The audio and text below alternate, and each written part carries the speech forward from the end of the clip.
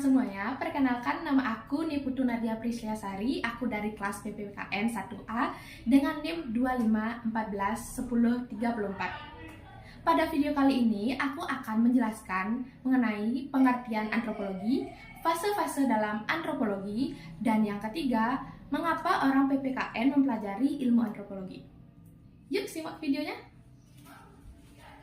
Antropologi berasal dari kata Latin yaitu anthropos yang berarti manusia dan logos yang berarti akal.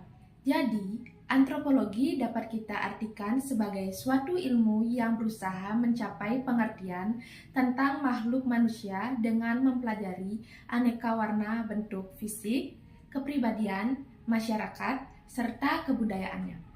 Ilmu antropologi merupakan pengetahuan yang mempelajari umat manusia sebagai makhluk masyarakat. Pada antropologi terdapat 4 fase, yaitu fase pertama yakni sebelum 1800.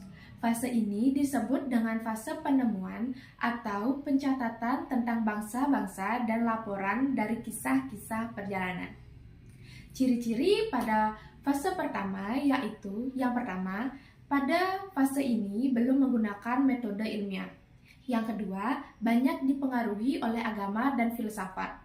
Yang ketiga, ditandai dengan adanya pengumpulan etnografi oleh pejabat kolonial menurut pandangan dunia Eropa. Yang keempat, adanya pengaruh kolonial terhadap akses informasi, pandangan dunia, dan pengambilan artefak.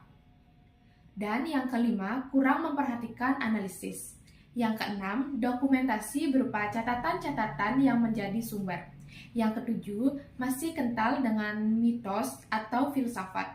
Yang kedelapan, pada abad ke-15 hingga 17 melakukan pelayaran atau ekspedisi ke Amerika, Afrika, dan Asia. Lalu ada fase kedua yakni pertengahan pada abad ke-19.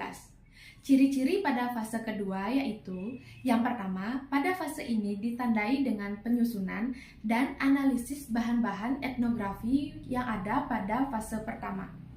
Yang kedua, fase ini mengkaji bangsa lain secara etnografi. Bangsa Eropa menganggap hal ini bukan hal yang awam lagi untuk dilakukan. Yang ketiga, pada fase ini fokus pada penyusunan dan analisis data etnografi berdasarkan cara pandang evolusionis. Dan yang ketiga, yaitu akhir dari abad ke-19.